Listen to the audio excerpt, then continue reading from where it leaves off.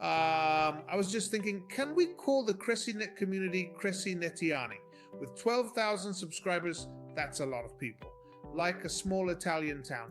Anyway, welcome to this new video. Today we're going to install TrueNAS on Proxmox. It's actually very simple. First of all, we obviously need to download TrueNAS, which you can get by registering and downloading the free version.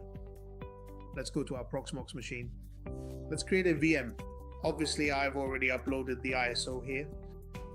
So of course, if you need to download it, you have to import it into Proxmox. Create VM, operating system name. Let's name it TrueNAS. Operating system image, system default, disk. I'm giving it 10 gigabytes because I need to create 2 hard disks. I'll show you. CPU is fine as is, memory 8 gigabytes, so 8196. Next. I can add it directly from that disk, yes, so I add the second disk, also 10 gigabytes. Next, next, next, next, done. Once it has created our machine, here it is, let's start it up. The installation is very simple. Okay, install on this disk. Next, yes. Password, I will enter a super strong password, which is in fact admin. The installation starts, and I'll see you in a bit.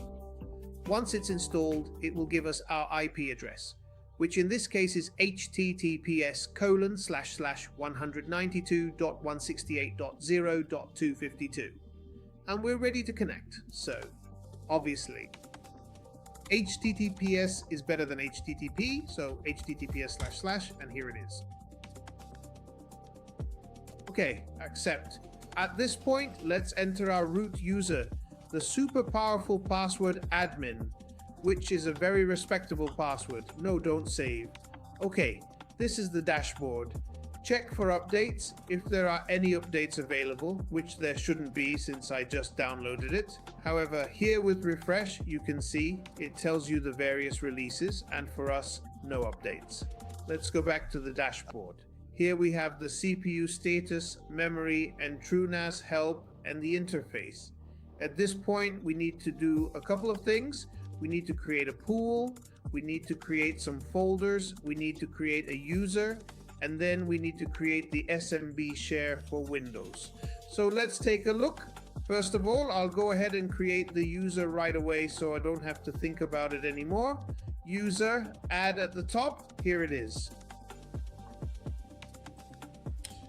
Valerio, username Valerio, password. Always make sure to use a strong password, like in my case, admin. Obviously I'm joking, it's very important to use strong passwords.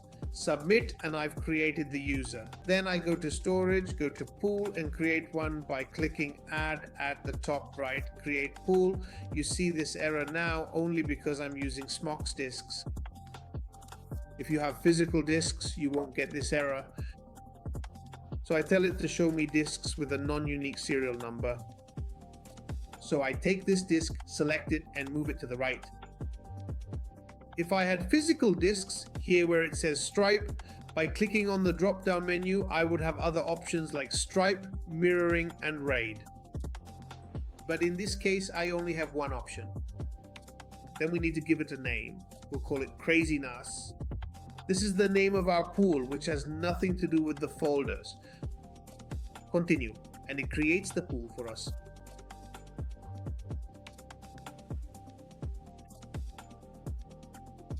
Once the pool is created, we need to create the folders. Now the folders, you can set up the folders however you like. Our pool is called CrazyNAS. Inside CrazyNAS, you can create a folder, for example. Sharing, who has all the permissions? In this case, the user is Valerio, but if, for example, you were in a family, you could create a single user, family, who has all the permissions and everyone can see everything. Or you can create multiple folders with the respective permissions for each user. If you're in a company, it's clearly advisable, or at least you should, use Active Directory. Or if you don't have Active Directory, a Radius server for security. So at this point, I've created my pool. I click here on the 3 dots, go to Add Dataset, and here I create the folders. So here I create the folders, and we'll call one data just to have a folder. Submit. Then, while I am still here on the three dots, I go to the option called Edit Permission at the top left. Here you can see it currently says root, so I select the user Valerio. Gigs. I apply the permissions to user Valerio, making sure he has all the necessary permissions. Then I save the changes. At this point, all that's left is to go and share using Windows sharing, also known as Windows SMB. Let's add, here we have our network attached storage, NAS, our storage pool which is called CrazyNAS, containing our important data. Here I go and click submit. Okay, enable the service. And okay, now set the time. The access lists that are currently in use are the default ones, so they are open by default, allowing access. And now, let's continue down the list of options and then make sure to save your changes. At this point in the process, everything should be set up to work correctly. So let's check and see if it really does function as expected. So if I enter the address 192.168.0.2.5.2, it should prompt me to enter a username and password for authentication. After entering those details, I can choose to save the credentials, then click OK and the data should be accessible. Here in this interface, I should be able to create new folders, move files around. Let's test and see if this functionality works as intended. Yes, let's try moving a file. For example, let's copy and move the file named TrueNAS, and as you can see, it works just fine. Honestly, the speed is actually pretty fast, which is something I didn't really expect at first. So at this stage, we've successfully configured, or at least completed, the basic configuration steps for setting up our NAS system on Proxmox. This means that the network attached storage is now integrated and ready for use within the Proxmox environment, allowing us to manage files and folders efficiently. Delete this file and delete this one as well. Then if you want, we can try something else since we're here together at this moment. I'll take a video and let's see what happens. I'll copy this video here, which is a video, well, it's actually a recording that I made earlier, and I'll use it as an example for us to look at. Super fast, but well, it's also small. And let's try to open with OpenHive. Welcome to this new video, right? We are glad you are here. It's fast. Now, obviously, it's just a small thing, but if I put movies on it, I could connect it to the smart TV, connect it to my NAS, and watch movies. That's the idea. Of course, the company says you can't do this now, but it's nice. Then I saw something else that might interest someone, which is this. Virtual machine. Here, like with Proxmox, you can create virtual machines. I don't know if it's as powerful as Proxmox, which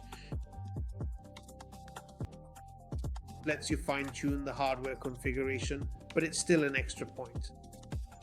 Here are all the plugins if you need them.